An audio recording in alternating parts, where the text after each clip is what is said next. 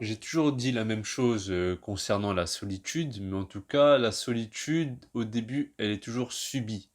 Puis, avec le temps, on est forcément obligé de la choisir. En fait, pourquoi elle est subie? C'est tout simplement parce que, à force de ne pas trouver de semblables, à force de ne pas trouver des personnes avec qui on peut vraiment discuter des choses qui nous intéressent, eh bien, on se sent différent, on se sent en décalage, et on a vraiment cette impression que, bah, il y a vraiment personne qui peut réellement nous comprendre.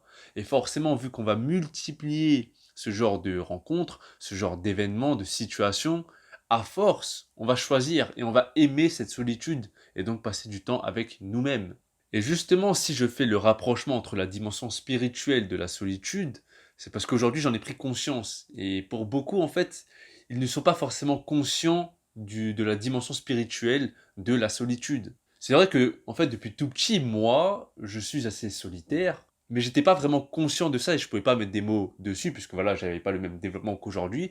Mais disons que aujourd'hui, je réalise vraiment en quoi la solitude et le spirituel est lié. On va prendre l'exemple d'une pyramide, tu vois, Kamas. Illuminati, oh, Illuminati, oh, mais back music. Bref, tu prends l'exemple d'une pyramide Kamas, tu vois, et en fait, forcément, tous ceux qui sont en bas, on va dire que c'est des gens qui ont des intérêts en commun, c'est la masse. C'est ceux qui peuvent s'entendre sur beaucoup de choses et qui peuvent multiplier les rencontres parce qu'ils s'entendent bien avec des mêmes genres de personnes. Et plus tu vas t'élever dans cette pyramide, plus tu vas t'élever et monter, bah forcément tu vas changer de niveau de conscience et tu vas émettre des vibrations différentes qui font que tu ne seras pas sur la même fréquence que les autres personnes. Et donc forcément tu vas te retrouver de plus en plus seul. Plus tu montes dans cette pyramide, plus tu auras du mal à trouver des gens avec qui tu pourras vraiment bien t'entendre et créer des vraies relations et où tu pourras être toi-même, enlever ton masque social que l'on porte tous, hein, et vraiment te lâcher complètement. Puisque la plupart des gens qu'on va rencontrer, bah, ils seront vraiment différents de nous et on n'osera pas rester nous-mêmes. C'est le schéma classique. Et je le répète encore une fois, plus tu vas monter dans cette pyramide, plus tu vas passer du temps seul, plus tu auras besoin de passer du temps seul puisque tu t'es habitué à cette solitude. Et on va apprécier de plus en plus ces moments avec nous-mêmes. Encore une fois, le besoin grandit plus on s'élève dans cette pyramide. Et je vais le dire sans vraiment être arrogant, prétentieux, sans vouloir les insulter, mais disons que tous ceux qui sont en bas de cette pyramide, on va les appeler la masse, hein, ils ont des intérêts communs. Et disons-le, voilà, encore une fois, sans insulte, mais c'est un monde abrutissant. Tu regardes par exemple le type de musique qu'ils écoutent, leur type de conversation, les sujets qu'ils évoquent, leur paradigme. C'est vraiment tout ce paradigme qui fait qu'ils sont là en commun et ils sont plus que nous, entre guillemets. Puisqu'encore une fois, plus tu t'élèves dans cette pyramide, spirituellement parlant, plus tu te retrouves seul. Imaginons que toi tu t'intéresses à la philosophie, la physique quantique, ou peu importe ce que c'est, vraiment des sujets de conversation ou des domaines de la vie qui n'est pas vraiment accessible à tout le monde, enfin je ne veux pas dire accessible, mais qui n'intéresse pas tout le monde, bah forcément tu vas te retrouver en décalage puisque si tu passes ton temps à étudier de la philosophie et qu'une autre personne passe son temps à regarder des séries sur Netflix ou peu importe, bah forcément quand vous allez vous retrouver, ça va être difficile de confronter vos idées. Alors qu'une autre personne qui va passer son temps à regarder du foot, à regarder la télé, à regarder des séries, et justement à juste vivre sa vie normalement, métro, boulot, dodo, divertissement, quand tu vas rencontrer ce genre de personnes, si jamais toi tu es dans le cas où tu t'intéresses à autre chose que ce genre de choses, vous n'allez pas vibrer dans la même fréquence. Pour te donner une idée de ce que je suis en train de dire, je vais prendre une citation de Nikola Tesla. Si vous voulez trouver les secrets de l'univers, pensez en termes d'énergie, de fréquence, d'information et de vibration. Donc, pour en revenir à la pyramide illuminale, oh pour revenir à la pyramide, et ben vu que tu es tout en bas, enfin pour les personnes de la masse qui sont tout en bas, ils vont émettre des vibrations qui seront différentes de la personne qui va s'élever de plus en plus. Et donc de là, forcément, la communication est de plus en plus difficile, à part si on porte un masque pour se mettre à leur, entre guillemets, niveau. Puisque plus tu t'élèves dans cette pyramide, tu sais ce que c'est d'être tout en bas, eux ne peuvent pas comprendre où tu te trouves puisqu'ils restent où ils sont. Et c'est triste à dire, ou je sais pas si ça va pas être arrogant, mais ça devient élitiste de traîner avec des personnes qui s'élèvent dans cette pyramide, ouais, on va dire d'un point de vue spirituel. Puisque pour pouvoir rester, si je prends mon exemple, allez, je prends mon exemple, pour vraiment que je prenne du plaisir à échanger avec quelqu'un, il faut vraiment que je sente que cette personne est assez développée d'un point de vue émotionnel, spirituel, intellectuel, mental, peu importe. Mais si je vois que cette personne-là est juste une personne qui vit sa vie sans vraiment trop se poser de questions, j'aurais pas vraiment d'intérêt, de plaisir à échanger avec. Je vais juste me contenter de conversations banales en fait, du small talk.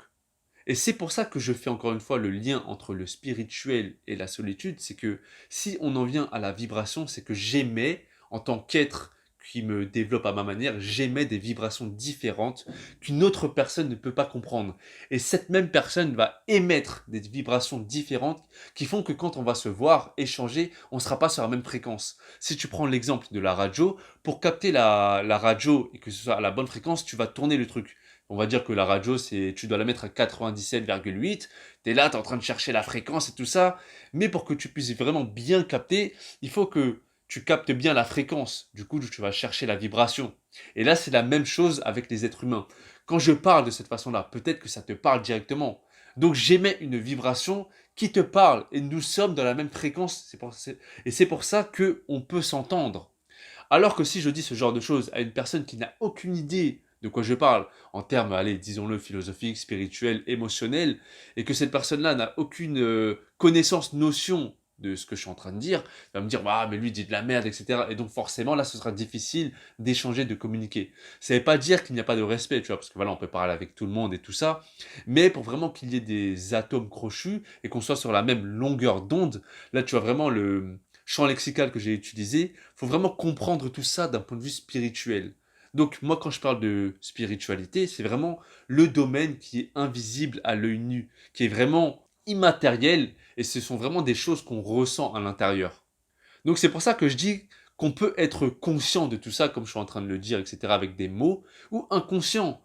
Puisque si tu ne t'intéresses pas vraiment à cette dimension spirituelle de la vie et que, voilà, quand tu es hors de tout ça, tu vas peut-être te reconnaître dans ce que je dis, mais il se peut qu'il n'y a pas d'explication rationnelle.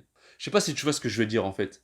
Parce que forcément, s'il y a un mec qui s'intéresse vraiment à la biologie, à la chimie, aux sciences, etc., et qui parle avec une personne qui ne s'intéresse pas du tout à ça, ou qui ne, voilà, qui n'aime pas du tout ça, par exemple, même moi, j'aime pas trop la science, eh bien, encore une fois, la communication sera difficile.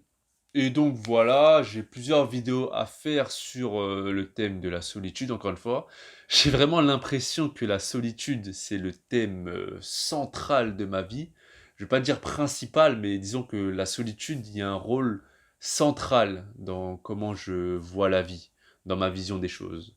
Et donc voilà, bah merci de m'avoir écouté, à la prochaine. Ah non, une dernière chose, concernant la pyramide encore. Pourquoi c'est difficile de créer des relations et dans tous les termes en fait, dans toutes sortes de relations, que ce soit professionnelles, amicales, familiales et romantiques. Puisque le décalage qui va se créer entre une personne qui s'élève dans cette pyramide et d'autres, bah forcément on va trouver de moins en moins de personnes avec qui on peut être dans la même fréquence.